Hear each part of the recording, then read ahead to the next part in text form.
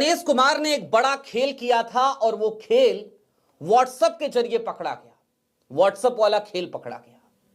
इतना ही नहीं, ज्ञानेश कुमार की कुर्सी के इर्द गिर्द आप दो लोगों को देखते होंगे ना, उनमें से एक सज्जन ने कुछ लिखा था जिस पर ज्ञानेश कुमार ने लाल कलम चलाई और इसके बाद चुनाव आयोग में हड़कंप मच गया।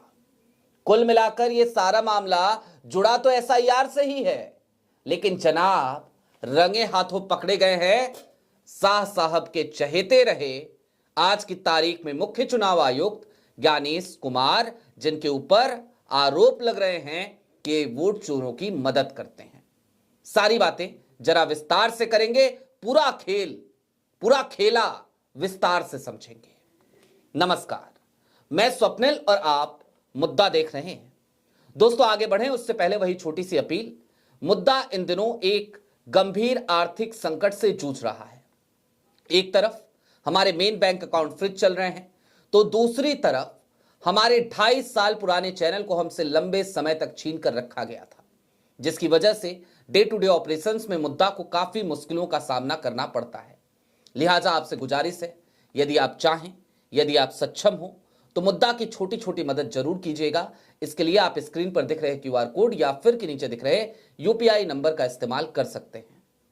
आगे बढ़ते हैं, और जिन्होंने ये खेल पकड़ा है सबसे पहले उनको क्रेडिट देना बहुत जरूरी है।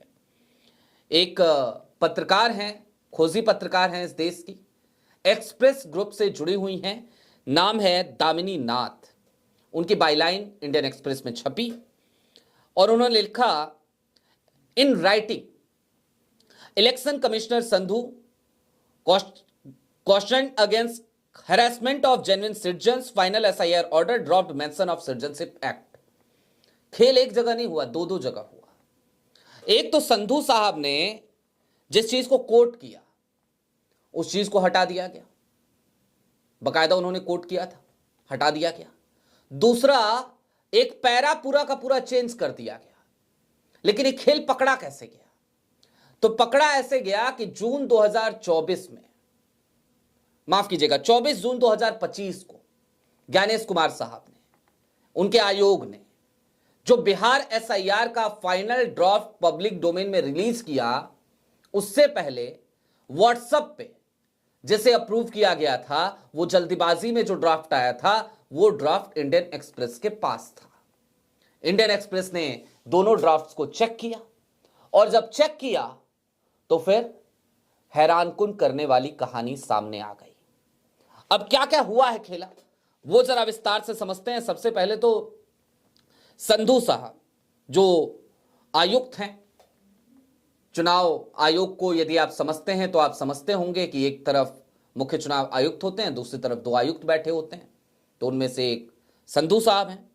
तो संधू साहब ने क्या लिखा था उसमें? उन्होंने कहा था, care should be taken that genuine voters oblique citizens, particularly old, sick, personnel with disabilities, poor and other groups do not feel harassed and are facilitated। सीधे तौर पे संधू साहब ने कहा था कि एसआईआर कराइए लेकिन केयर कीजिए। किस बात का?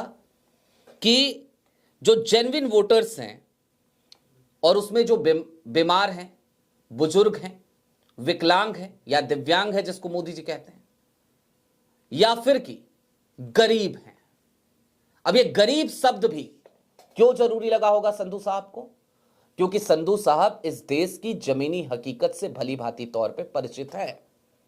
तो उनको पता है कि गरीबों के पास इतना वक्त नहीं, इतना समय नहीं, 2 वक्त की रोटी के जुगाड़ में रहते हैं और डॉक्यूमेंटेशन कहां तक वो जुटाएंगे, नहीं होता है। तो उन्होंने लिखा कि इस बात का ध्यान रहे, सनद रहे, उनको किसी तरीके की कोई परेशानी ना हो, उनका हरेसमेंट ना हो। चलिए, पहली चीज जो लिखी गई, अच्छी बात जो सामने आई कि चलो चुनाव आयोग में कोई तो बैठा है जो उनकी चिंता कर रहा है, इस तरीके की चिंता कर रहा है। उसके अलावा क्या खेल हुआ अभी बताऊंगा, और ये जो आपको कोट सुनाया इसके आगे अभी और बताऊंगा क्या क्या खेल हुआ। लेकिन उससे पहले एक और चीज जान लीजिए। एक उसी में ड्राफ्ट जो व्हाट्सएप पे आया था, उसमें यह कहा गया था, उस ड्राफ्ट रोल में जो पहला ड्राफ्ट रूल था जो व्हाट्सएप पे आया था, उसमें ये कहा गया था पैराग्राफ 2.5 और 2.6 में, जो ड्राफ्ट ऑर्डर आया था उसमें ये कहा गया था, the commission has a constitutional obligation to ensure that only person who are citizens as per the Constitution of India and the Citizenship Act 1995 are included in the electoral roll. The Citizenship Act underwent a significant amendment in 2004 and thereafter not intensive revision has been conducted across the country. ये बात लिखी गई थी पहले वाले में। दूसरे वाले में क्या किया गया? दूसरे वाले में इस पैरा को भी चेंज कर दिया गया। दूसरे वाले में लिखा गया, जो फाइनल ड्राफ्ट रोल इन्होंने पब्लिक डोमेन में भेजा, उसमें लिखा गया, whereas one of the fundamental precondition set out in article 326 of the constitution is that a person is required to be an Indian citizen for his oblique her name to be registered in the electoral roll. Consequently, the commission has a constitutional obligation to ensure that only person who are citizens. और बस यहीं पर बंद हो गया. अब खेल कहां हुआ? पहला खेल ज्ञानेश कुमार के सहयोगी संधू साहब के उस डिसेंट नोट को कि भाई गरीब को परेशान ना किया जाए, ध्यान रखा जाए कि बूढ़े व्यक्ति को, बुजुर्ग व्यक्ति को परेशानी ना हो, बीमार व्यक्ति को परेशानी ना हो, दिव्यांग व्यक्ति को परेशानी ना हो, उसको पूरी तरीके से उस पर लाल कलम चला दी ज्ञानेश कुमार साहब ने. कहा होने दो परेशानी, कोई बात नहीं. दूसरा जो सबसे बड़ी गलती की थी ज्ञानेश जी ने, इन्होंने सिटीजनशिप एक्ट का हवाला दे दिया था. अब चुनाव आयोग कहीं से कहीं तक नागरिकता से उसका कोई लेना देना नहीं है. उसका लेना देना सिर्फ मतदाता आप है कि नहीं है इस बात से है. वहां पे भी बड़ी गलती कर दी थी. सिटीजनशिप एक्ट की बात कह दी थी जो ये कह नहीं सकते थे, जिसके लिए योग्य नहीं थे. वहां पे भी गलती. अब ये दो भारी बवंडर होने के बाद, ब्लंडर होने के बाद ज्ञानेश कुमार करते तो क्या करते? तो इन्होंने जो final voter SIR draft order release किया पब्लिक डोमेन में, उसमें ये सारी जानकारी हटा दी, लाल कलम चला दिया साहब, लाल कलम चला दिया सब पे. और इसीलिए हम कह रहे हैं कि ज्ञानेश कुमार जी का जो खेल था ना व्हाट्सएप वाला, वो पकड़ा गया. क्योंकि व्हाट्सएप पे पहले इसी को अप्रूव किया था, पहले वाले ड्राफ्ट रोल को, लेकिन फिर ध्यान आया होगा कि संधू साहब शायद ज़्यादा मेहरबान हो रहे हैं गरीबों पे, मतदाताओं पे, तो नहीं होना है. होना हो तो फिर ज्ञानेश कुमार जी की तरह हो, जैसे वो आते हैं, प्रेस कॉन्फ्रेंस करते हैं और चीखते हैं और चिल्लाते हैं और कहते हैं मेरे मतदाता. वैसे होना है, ऐसे थोड़ी होना है संधू साहब की तरह कि बकायदा डिसेंट नोट लिख दे, ताकि अधिकारी 4 बार सोचे कि भैया दिख तो रहा है कि ये मतदाता है, लेकिन कह रहा है कि डॉक्यूमेंट नहीं है, मजबूरी बता रहा है. एक ऐसे वर्ग से भी आता है कि लगता है कि फलाने का वोटर होगा, चलो कोई बात नहीं, नहीं चिंता नहीं करनी. संधू साहब ने इस बात की चिंता की थी तो उस पर लाल कलम चली. अब दोस्तों, चुनाव आयोग को लेकर मैं कुछ बातें और आपसे कहना चाहता हूं. इंडियन एक्सप्रेस ने भी ये बात कही कि हमने चुनाव आयोग के स्पोक्स पर्सन से बात करने की कोशिश करी, उन्होंने कोई रिस्पांस नहीं दिया इस मसले पर. क्यों हो रहा है ये सब जानते हैं.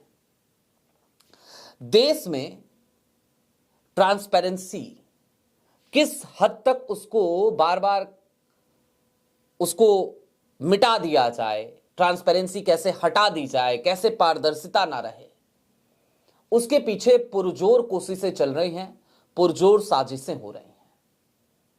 और यही एकमात्र कारण है कि आज की तारीख में वोट चोरी के इतने सारे आरोप लग रहे हैं.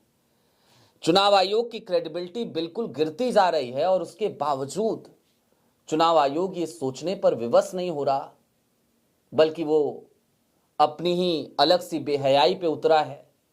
सीधे कह देता है सारे आरोप गलत हैं, निराधार हैं. फैक्ट चेक यूनिट बना चुका है, फैक्ट चेक करने लगता है बैठ बैठ के हर बात पे, जबकि कायदे से उसे करना ये चाहिए कि उसे कम से कम अपनी बात पे अडिग रहना चाहिए. संधू साहब के इस डिसेंट नोट को हटाने की जरूरत क्यों पड़ गई होगी, ये आप सोच सकते हैं, क्योंकि इस डिसेंट नोट में सिर्फ और सिर्फ बुजुर्ग की, सिर्फ और सिर्फ दिव्यांग की बात नहीं थी, गरीब की भी बात थी, शोषित वर्ग की बात थी, वंचित वर्ग की बात थी, असक्षम वर्ग की बात थी, आदिवासी की बात थी, पिछड़े की बात थी, दलित की बात थी। कुल मिलाकर उन तमाम वर्गों की बात थी जिनके पास डॉक्यूमेंटेशन जुटाने का समय नहीं है, जिनके पास संसाधन का अभाव है, जो चाहते तो हैं कि इस देश के मतदाता बने रहें, लेकिन क्या करें साहब, 2 वक्त की रोटी का जुगाड़ उनके लिए ज्यादा जरूरी है। लिहाजा उन तमाम लोगों की तरफ से बल्लेबाजी करने उतरे तो जरूर थे संधू साहब, लेकिन ज्ञानेश कुमार साहब ने उनको पहुंचने नहीं दिया पिच तक, वापस लौटा दिया, कहा जाओ पवेलियन में बैठो, यहां तुम्हारी जरूरत नहीं है, जगह नहीं। दोस्तों, आपकी क्या राय है हमें कमेंट बॉक्स में जरूर बताइएगा।